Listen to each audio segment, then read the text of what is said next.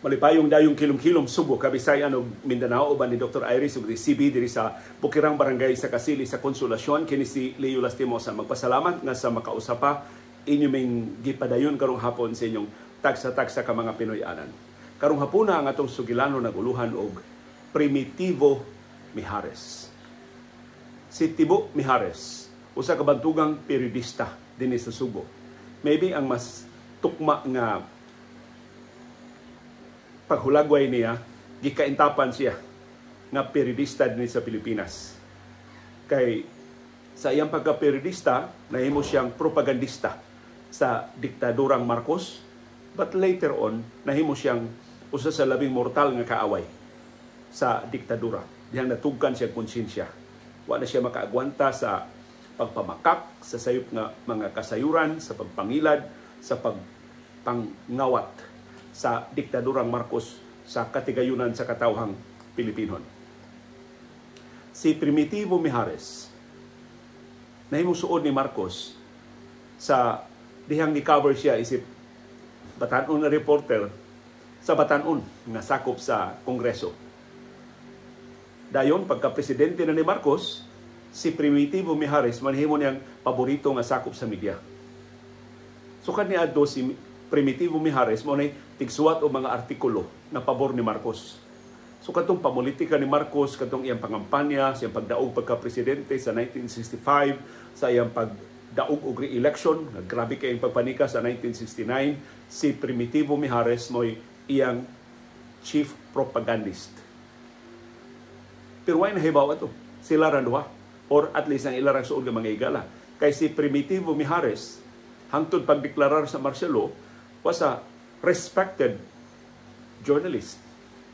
Ang nahibaw as mga tao ni Primitivo Mijares mao nga sakop siya sa media, periodista siya, nagsulti siya sa tinuod, professional siya nga nag-cover ni Marcos ug sa uban niya mga tinubdan sa balita. Wa silang kahibaw nga si Marcos ug si Mijares nagkasabot na nga palambuon pag-ayo ni Primitivo Mijares ang political stock ni Marcos aron mahimo siyang popular, mainila siya sa tibok nasod, saligan siya sa kinabag-an sa katawhan, labi na sa mga labing dagko ng mga negosyante o mga politiko sa Pilipinas. Diyang gideklarar ang martial law, si Primitivo Mijares mo'y nibangil o mga sugilanon. So siya, si propagandista ni Marcos, siya mo nibangil o mga istorya nga wa na kritikal na kayang kahimtang sa Pilipinas. Talandugo na kaayo ang sitwasyon sa nasod. Kinahanglan na taog mas radikal nga kausapan. Dili ni madaog naandan nga solusyon sa tradisyonal nga mga politiko, ang mga kasi tawagan ng ang mga labing dato nga mga nasod, ang labing dato nga mga negosyante o mga pamilya mo na nagdominar. Oligarkiya. Ang mga oligarkiya na mo nagdominar sa Pilipinas. Mao to linya ni Primitivo Mijares. Na by the way, gipalit ni kanhi Presidente Rodrigo Duterte sa iyan ang panahon, pero ang original nga mga linya sa propagandang Marcos, iya ni Primitivo Mijares. Ang mga komunista hapit na maka-take over sa nasod kung dili mupakita siyang braso ang gobyerno, kung dili magmalig-on si Marcos sa iyang baruganan. So ano to? Hanig na tuntanan. Usa sa mga sugilano ni Primitivo Mijares na mo'y nahimog yung sukaranan pagdeklara sa martial law kadtong ambush ni Juan Ponce Enrile. Kasi Enrile mismo nihimakak sa mga pagpamanhig. Pero ang nihatag atong mga detalye nga pertingilngiga ka convincing ang mga detalye nga na-convincer yun ang tibok nasod o ang tanang katawhan nga gibanhigan yun si Enrile o busa na miligro na ang Republika. Yung mga kadakog pwesto ni Enrile o sa labing sinaligan ni Marcos, gibanhigan. So, perting seryosohan ng sa hulga sa nasudong seguridad. Pero, propaganda to ni Primitivo Mijares. Si Primitivo Mijares, kombinasyon sa maayong musuwat, paspas nga musuwat. Na may maayong musuwat nga siyam-siyam man o na mahuman. Katos Primitivo Mijares, sus, wa pa may computer na itong higayon na, pila na kadukdok sa makinila humana. Kato si Primitivo Mijares, moto siya kadungan nilang Teodoro Valencia, ug sa Ang mas batanon nila kadto silang Max Sullivan, si Louis Beltran o kaubanan. Pero kadto sila si Primitivo Mijares, labihang ngilngiga at tumaong mga sakop sa media. Sa dihang nadeklarar na ang martial law, mas nagkasuod si Primitivo Mijares o si Ferdinand Marcos Sr. Nahapit kada adlaw, mag-istorya sila. Di man sila mahimo mag-istorya sa Malacañang kada adlaw, mag-istorya sila sa telepono. Sa di pa matuog si Marcos, sa di pa ang deadline ni Primitivo Mijares, magsulti sila sa telepono, unya morog si Marcos pay main source of information ni Primitivo Mijares. Moto nga, ang kay kolumnista man to si Primitivo Mijares atong higayuna 1972, 1973. Ang tanang item sa iyang column influential kaayo. Kay nahibaw ang labing dagko nga mga opisyal sa gobyerno na ang column ni Primitivo Mijares dunay pagtugot kundi man gikan gyud ni Presidente Ferdinand Marcos Sr. So mga to ang mga chuwawap sa Malacañang, pagsigig basa sa kolom ni Primitivo Mijares, unsa may gihunahuna ron sa presidente, kinsa may iyang paborito ron nga sakop sa gabinete, kinsa may iyang flavor of the month, kinsa may iyang ganahan nga negosyante, asa man ta mo ba iid ini, kinsa may in, kinsa may out. Dihat na tanan sa kolom ni Primitivo Mijares. Imagine na periodista ka, yang imong main source of information ang presidente. So tanang mga sekreto sa Malacañang mahibawaan ni Mijares. Of course, ang sekreto nga gustong ipahibaw ni Marcos niya. Kasi Marcos man ang iyang main source of information. So, doon ay mga government policies nga maumol tungod sa kolom ni Primitivo Mijares. Sumurato ang iyang kolom og sounding board sa kahimtang sa panghuna-huna sa diktador nga si Ferdinand Marcos Sr. Ya si Marcos, kana bang imbis magpatawag og meeting sa gabinete, imbis maghago-hago papakigsulti sa individual nga mga sakop sa gabinete, ang iya mga ideya iyang i-float pinagi sa kolom ni Primitivo Mijares. So ilabihan ka importante ni Primitivo Mijares para sa diktadurang Marcos. Sa dihang giseraduan man to ang mga radio stations, mga TV stations, o mga newspapers, sa dihang gibalik na ang publikasyon sa mga newspapers, si Tibo Mijares mo'y gihimo ni Marcos nga pangu sa Media Council. Mura ba og censorship sa mga sakop sa media. Pero aron mahimong lehitimo siya nga pangu sa Media Council, gipadagan una siyang Marcos pagka-presidente sa National Press Club. Primero, ningon si Mijares, wa man ka iko'y amigo nga sakop sa media, nangasuya ba yan yung mga sakop sa media tungkol sa akong kasuod nimo. So, hindi ko kadaog, mauwawan na ta sa National Press Club. Ingon si Marcos, so, don't worry, akong bahala. Ug tuon man pag-eleksyon sa National Press Club, way kontra si Primitivo Mijares. So siya ni daog ug siya mo ipangu sa Media Council. So gawas sa iyang dako kay influensya siyang kolom, siya pay nagkontrolar sa mga linya sa propaganda nga imantala sa ubang mga newspapers. Ingon adto ka importante si Primitivo Mijares. Mao na nga dunay sukaranan ang pag-label niya nga chief propagandist sa diktadurang Marcos. Pero tan-awa ra gud unsa ang kagamhanan sa konsyensya. Munang atubangan bitaw sa kangitngit sa itong palibot nga mura og wa na lang gitarong nga nagduma sa itong gobyerno, ayaw kalimti doon na sabna sila mga konsyensya. Ang asawa ni Primitivo Mijares, nahimong huwes si Judge Priscilla Mijares, kausa ko no, niingon ang iyang bana, ayoko na, sobra na, nakakasuka na. So, muna ko napuno na ba?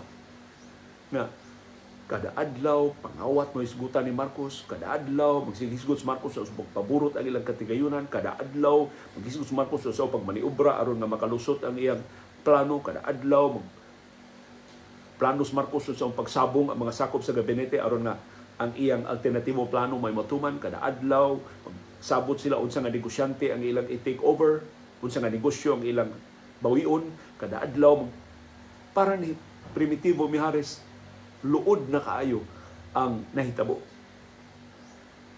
So, 1974, suod man kay silang Marcos, maminaw Marcos niya, isugyot siyang Marcos, Mr. President, can you send me abroad so I can repair your international reputation? Kaya niya, sigihandog sa wise Marcos na, kawatang dako, kanang iyang New Society, dili na mao, kanang iyang propaganda nga maayo kay kahimtang sa Pilipinas dako ng bakak, nakalisod-lisod kay gikawatan niya ang katawhan Pilipinon. Mao man to iyang kadungganan dito sa kay tuwa man dito yung mga propagandista, tuwa man dito ang mga leader sa oposisyon nga iyang gi-exile. Dito ba si Sering Osmeña, dito silang Gerson Alvarez, dito ang uban pa mga leader sa politika sa gawa sa nasod. Sila gi-interview sa British Broadcasting Corporation, sa Voice of America, sa New York Times, sa Los Angeles Times, o sa labing bantugan ng mga media organization sa kalibutan. Motong pagkadungog ni Marcos, sige, ikaw ang bahala, tibo. Giingnan niya si Primitivo Mijares, iyang gipalarga.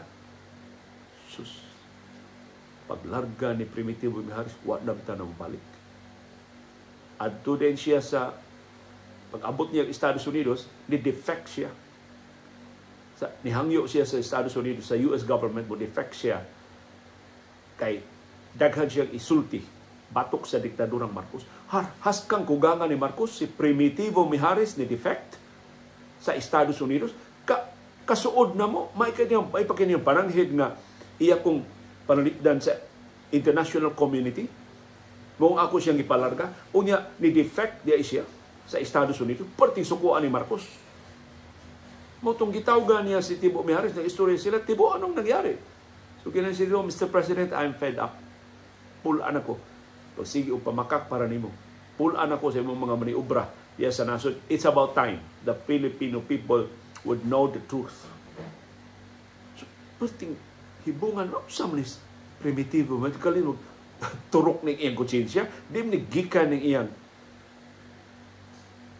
enough is enough, nasakto na, sobra na ang iyang nahiaguman din sa Pilipinas.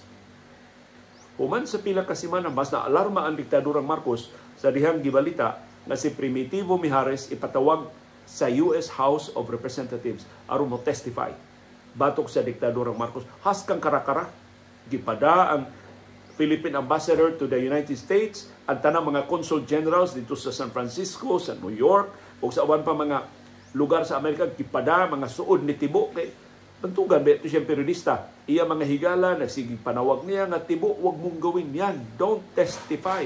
Maawa ka sa sarili mo. Maawa ka sa pamilya mo. Ipasidanan si Tibo.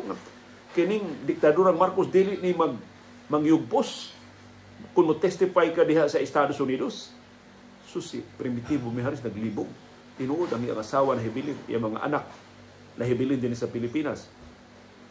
So, iyang gipasidanan ang mga asawa, pinangis sa ilang yung mga higala na mga sakop sa media na mag-ingat kayo. Kayo mo testify gid siya. Tuod man, testify gid siya sa hearing sa House of Representatives, haskang kuganga sa mga Amerikanhon. Kay before sa testimonya ni Primitivo Mijares, ang ideya gyud sa US government na ang diktadurang Marcos may labing sinaligan nilang aliado batok sa komunismo din sa Southeast Asia. Na ang diktadurang Marcos mo'y labing kasaligan nilang aliado pagpalig-on sa demokrasya din sa Southeast Asia. Kaya ingon nilang ang diktadurang Marcos mo'y musiguro na mapalambo ang kinabuhi sa mga Pilipino batok sa mga oligarkiya o mga hakog ng mga interes sa mga negosyo din sa Pilipinas. Mo kini pagtuo sa mga Amerikano kay mao man propaganda ni Marcos.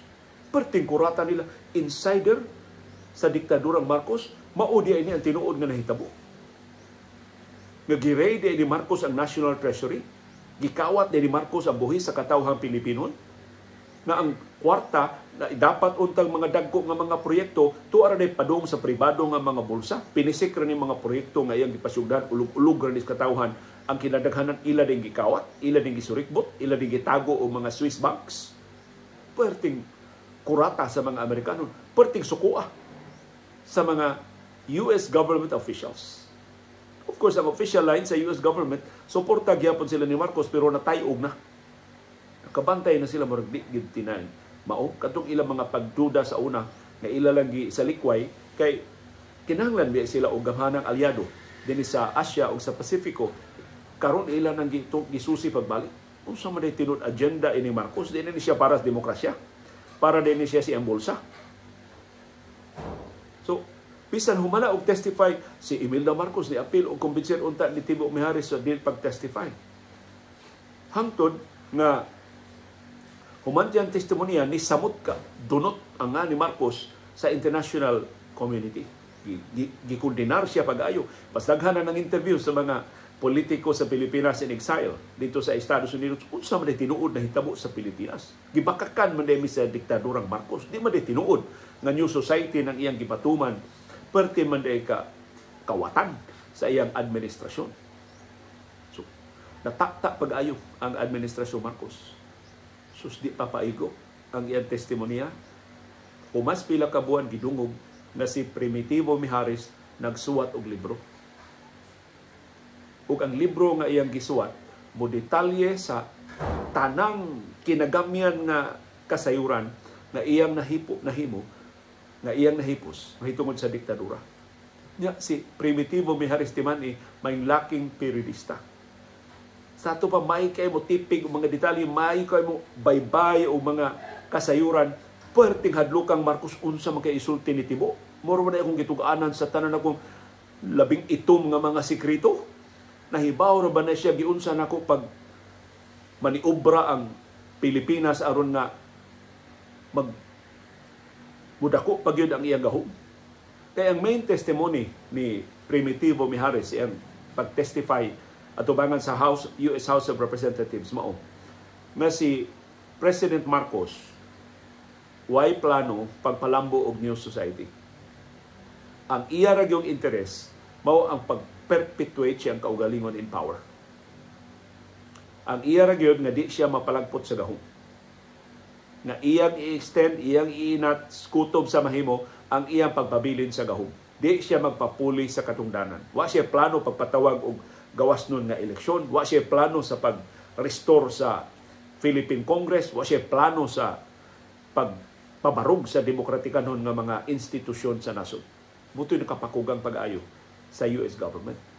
So, nangutana ron ang diktadura Marcos, unsa pa may isulti ni Primitivo Mijares sa iyang libro?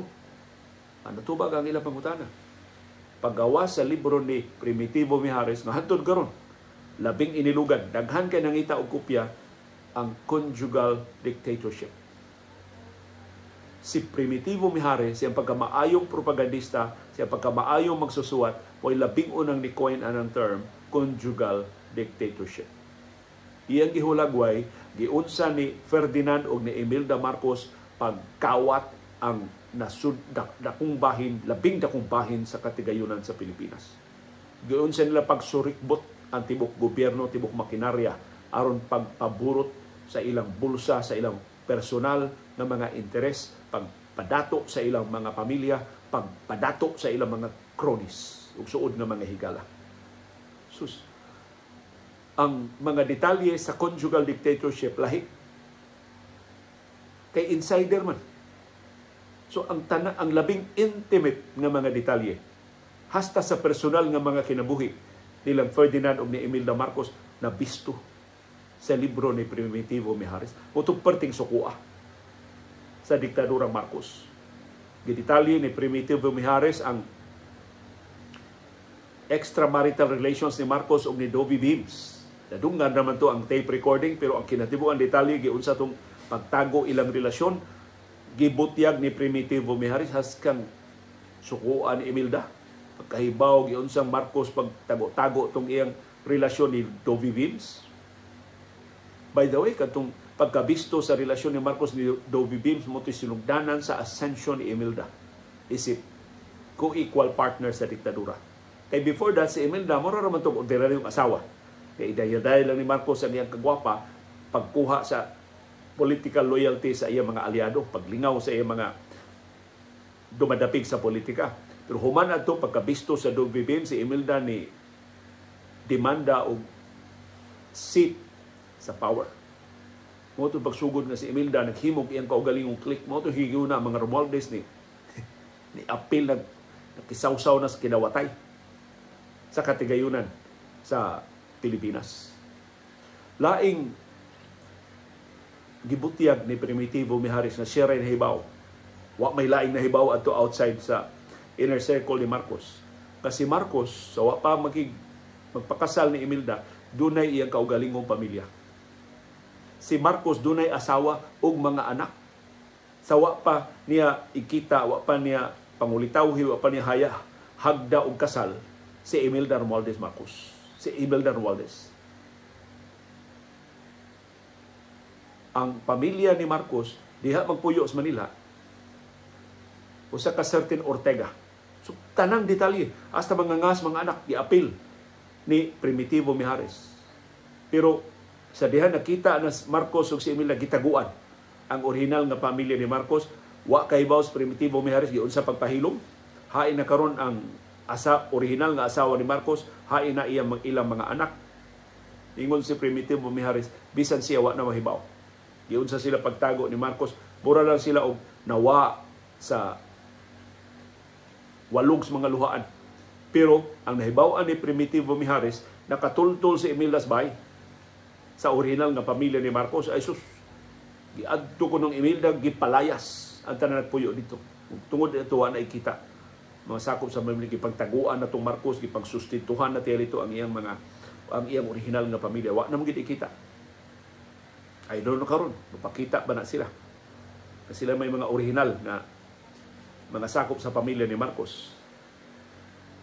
Ang lain pa gyud nga bisto ni Primitivo Mijares mao ang extramarital affairs, di lang ni Marcos, hasta ni Imelda. Na si Marcos ang labing gwapang mga artista sa una, iya din karelasyon. Iya din patuos Malacañang. Iya din ika-date sa iyang importante nga mga lakaw sa nakalilain nga mga probinsya. O iyang ginganlan tanan. Pero di ba si Primitivo Mijares, parting ilngiga sa iyang dugang kasayuran nga gihatag sa iyang mga libro. Pero nga si Marcos nagduwa og kayo bisan sa ilang kaminyuon, sa ilang gipresentar nga talagsaon nila parang higugmaay ni Imelda. Si Imelda gipasangilan sa ni Primitivo Mijares na doon na siya iyang kaugalingong mga karelasyon. In fact, diha sa libro kanang Conjugal Dictatorship, diha ni tumaw kanang unang pasangil nga usas mga anak nilang Imelda o ni Ferdinand. Usa nilang Amy, Bongbong o Irene, dili anak ni Marcos. Lain ang amahan. Diha magsugod ang mga huhungihong. Ug tan-awon ko nimo ang tulo ka anak na ay usa diha nga lahi og naong, mao na dili anak ni Marcos. Mao na di anak ni Ferdinand Marcos. Lain ko no ang amahan anang anak. Dito na magsugod sa libro ni Primitivo Mijares. Unya magsukod jud unsa ka suhito si Primitivo Mijares, iyang gisuwat na si Ferdinand Marcos Sr. dunay reklamo sa usa ka bahin sa anatomy ni Imelda. Kinsa may laing mahibaw ana kundili ang chief propagandist, ang confidant, ang kaistorya kada adlaw sa telepono gitug-anan sa labing ngiob nga bahin sa iyang tanlag ni Ferdinand Marcos Sr. Perting ulbuhan ni Imelda na unsa maning libruha. Nabisto man ang tanatong baraha, nabisto man ang tanatong mga baho. Gawas ni Ferdinand ug ni Imelda gibisto sa ni Primitivo Mijares unsa ka kawatan, unsa ka mapahimuslanon, unsa ka maro, unsa ka tang-an, unsa ka balibuon o kamot ang mga naglibot nila. Champion sa kakawatan si Juan Ponce Enrile. Ginganlan o gidetalye unsa mga dealings ni Enrile, gipahimuslan ng iyang gahom, palusot siya mga negosyo, pagpadako sa iyang mga negosyo. Gisgutan silang Danding Kuwangko, gisgutan silang Benedicto o guban pa ng mga cronies ni Marcos. Gisgutan si Kit Tatad, mamatay information officer, mamatay tigpamaba ni Marcos atol sa diktadura. Basta way gipasaylo si Primitivo Mijares sa iyang libro. Ito, sa publikasyon sa iyang libro, mas nasuko pa gyud ang diktadurang Marcos niya. Pero diha gyud mga offer pauli na tibo, pasayloon ra ka, wa na gyud siya mo pauli. Dito na lang gihatagan mo siya asylum sa Estados Unidos. Dito lang siya puyo sa Estados Unidos. Katapusang na kit-an si Primitivo Mijares 1977. Dito siya Guam. Kaya doon siya speaking engagement. Kaya may makita mo diskurso. Daghan kayo siyang kasayuran. So daghan kayo mga imbitar niya. Gusto mahibawon siya, unsa pa'y uban niyang nahibawan sa diktadurang Marcos. So dito siya sa Guam, human siya speaking engagement, doon ay dakong opisyal sa gobyerno sa Pilipinas nakikitagbo niya. Si Fabian Ver. By the way, siyang libro na Conjugal Dictatorship, iyang gitawag si Fabian Ver na pimp. Mao kuno yung bugaw sa kabutakal ni Marcos. Mo tiglaw mga babae. Pagtagbaw sa kabutakal ni Ferdinand Marcos Sr. So, tagbo sila, nagkita sila ni Fabian Ver dito sa Guam. Ambot unsay nahitabo, katapusan nakitaan si Primitivo Mijares ni sakay og aeroplano uban ni Fabian Ver og ni Kirubim Makalintal.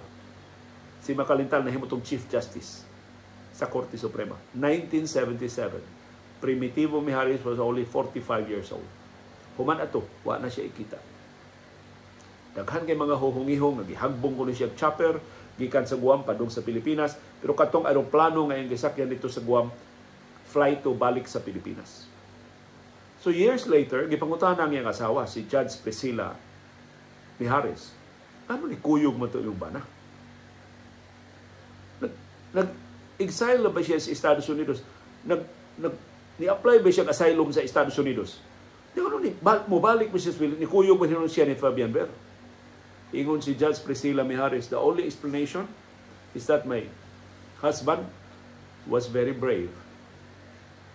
Kato si Primitivo Mijares, 5'2" ra to. So gitawag to siya nga small but terrible. Perting isuga ko na to Primitivo Mijares. O niya, gitawag to siya, tungkol siyang kagamay, tungkol siyang kamubo, gitawag siyang Niño Bonito ni Marcos. Pinangga dito siya Marcos, sawa pa siya mabalik. Sawa pa siya giluod sa kakawatan sa diktadurang Marcos.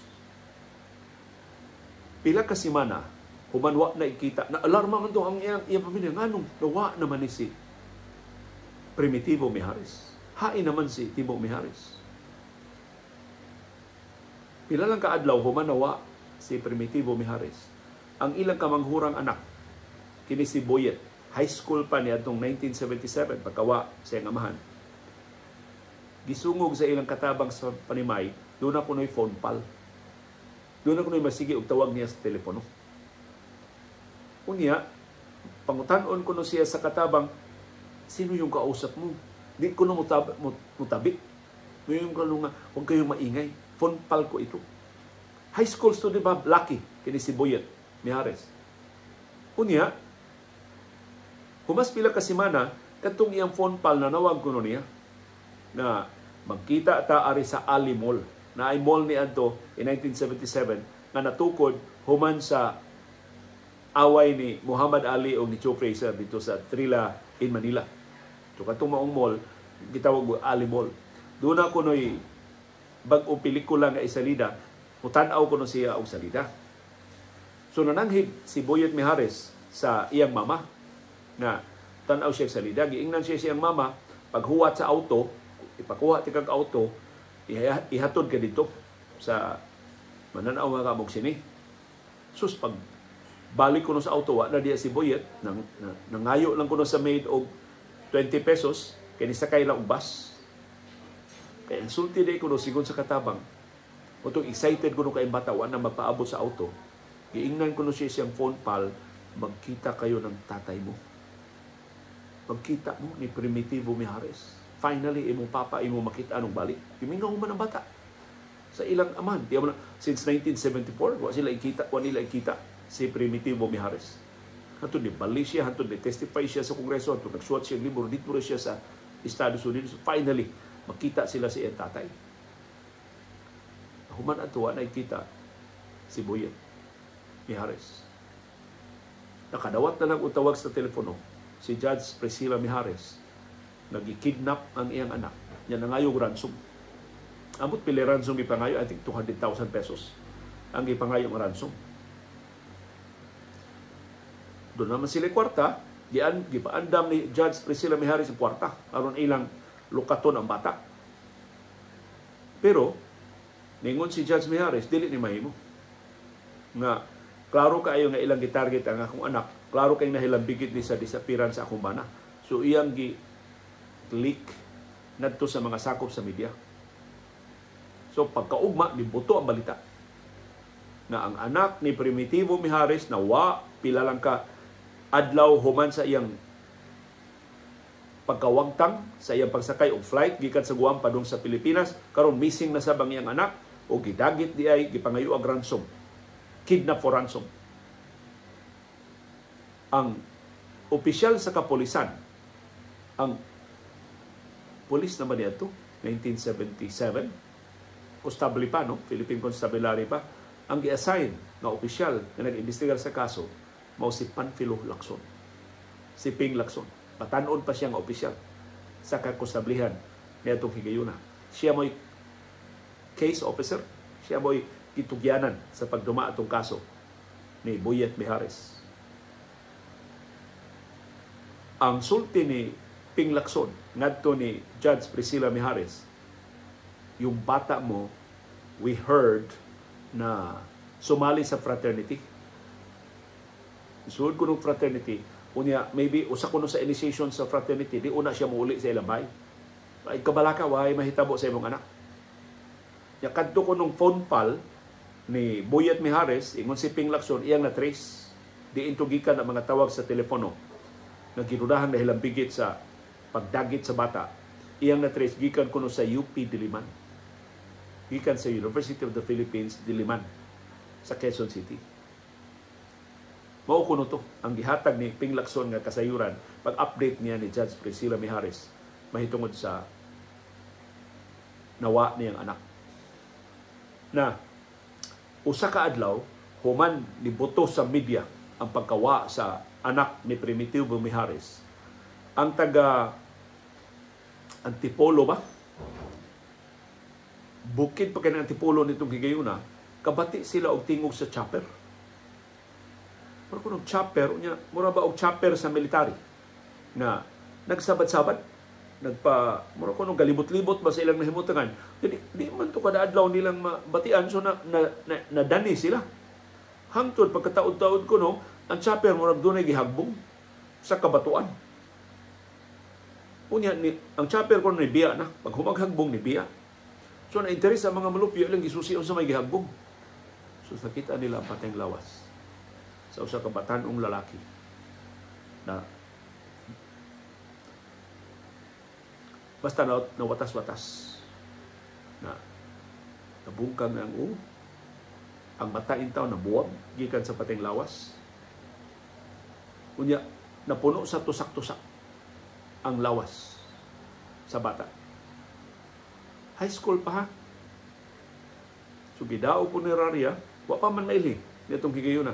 Gidag punerarya, iba mo siya nakitaan sa autopsy. Ang pateng lawas gitusak-tusak ug ice pick 33 times. Daghan kuno kay mga paso, daghan kay bunog. So klaro kay gitorture ang biktima. Pag-adto ni Judge Priscilla Mijares, gitawag man siya sa punerarya, iyang anak, si Boyet Mijares, mawang gipatay. Tungod adto si Judge Priscilla Mijares, huwes man siya, nilusad og iyang kaugalingong investigasyon. Ug hilabihan kasakit sa mga detalye nga iyang nakuha. Usa siyang nadunggan mao na si Boyet tinuod yung nagkakita og ang iyang amahan. Laing sugilanon niya nakuha mao nga si Boyet Mijares gitorture at tubangan sa iyang amahan. So matod ni Judge, iyan yung pangagpas ni Judge Priscilla Mijares, na posible si Primitivo Mijares na dakpan gyud sa diktadura, pero tungod sa kaisog wa gyud iparetract tingali unta to ang iyang mga pasangil, tungod sa kaisog ni Tibo wa gyud siya mo retract, di gyud siya mubakwi, gidagit ang iyang anak aron pagkumbinser niya. Wa gihapon siya nagpatigas-tigas gihapon si Primitivo Mijares, posible gipatay sila duha. Pero ang pateng lawas ni Boyet mo nakita. Hantod karon wa ikita. Wa mahibawin. Asa na si Primitivo Tibo Mijares. So, nangutana si Judge Priscilla Mijares ni Ping Lacson na unsa may resulta sa imong investigasyon. Ingon si Ping Lacson, i-recruit og fraternity sa UP. Tau Gama fraternity pa. May gipasangilan ni Ping Lacson nga ni-recruit. ni Boyet Mijares. Later on, ingon si Judge Priscilla Mijares, wa siya mutuo ni Ping Lacson. Kinsa maguang nga mutuo ni Ping Lacson, kinsa mang fraternity sa UP, sa college sa UP, nga mo recruit siyang anak na third year high school pa. kinsa may buang-buang nga taga-Taugama nga mo recruit og third year high school para sa fraternity sa college. Wa pa man gani plano asa mag-college ang iyang anak. Sus, ang habi ra ko na atong Boyet Mijares magkolekta og mga butterflies ug dragonflies unya iyang tawag ato katong mga cray sa una nga ipatapot ba nila ilang i-preserve. Wa gyud toy political agenda katong bata. Katong kaluoy. Boyet Mijares na posibleng naangin tungod sa kaisog sa pag-testify batok sa diktadurang Marcos siyang amahan na si Primitivo Mijares. Ug tuod man, wa may arang sa diktadurang Marcos, ang linya ni Ping Lacson nga gi-recruit og fraternity ang Batan-ong Mijares, ilang gisustinihan, doon na sila tulungan gidakop. Giingon ang tulong nagpatay ni Boyet Mijares, gihusay ang tulo ng mga sakop sa Taugama, ang duha na konbikto, I don't know, na konbikto ba? Nakaikyas gikan sa maximum makaikyas og maximum security prison. Nakaikyas ang duha, wa na ikita ang ikatulo na matay kuno kay giatake sa kasing-kasing. Wa gi ideya ang publiko unsay tinuod nga nahitabo. Pero hangtod karon wa mahibawi unsay nahitabo ni Primitivo Mijares. Ang bugtong nahibawan mong kabangis sa kamatayon sa iyang anak, kamanghuran niyang anak lalaki na si Boyet Mijares. Usa ni sa mga sugilanon sa diktadurang Marcos nga hangtod karon nagpabiling misteryo. Not for lack of effort, kay ang asawa ni Tibo Mijares, huwes ba yan? Nang-investigar yun. Pero saan man yan? Wa na may magbanda-banda man ang mga kasayuran doon. Di rin siya mahibaw sa itiroon nga nahitabo sa iyang bana. So hinaot, sa di pa mo mailan, sa di pa mumuhatag og benefit of the doubt, kay buutan og naong, buutan kay siltihan ang anak sa diktador na si Ferdinand Marcos Jr., may kayo muulog-ulog, may kayo mapasalig, na way Pilipinong mapasagdan, timan ang iyang kagikan. Timan unsa kadunot ang kagahapon sa iyang pamilya. Timan unsa kapintas ang diktadura na mao'y responsable sa pagkahanaw, posibleng pagpatay ni Primitivo Mijares sa mas bangis nga pagpatay sa iyang anak o sa uban pang kalibuan ka mga biktima sa balaod militara sa Pilipinas. Nga hangtod karon wa ikita, hangtod karon wa kahatagi og hustisya. Uban ni Dr. Iris o ni CB diri sa Bukirang Barangay sa Kasili sa Konsolasyon kini si Leo Lastimosa. Magpasalamat sa inyong padayon nga pagsubay o pagsaling o pagpaminaw sa atong panahon dayong kilong-kilong. Salamat CB girl, the bing girl.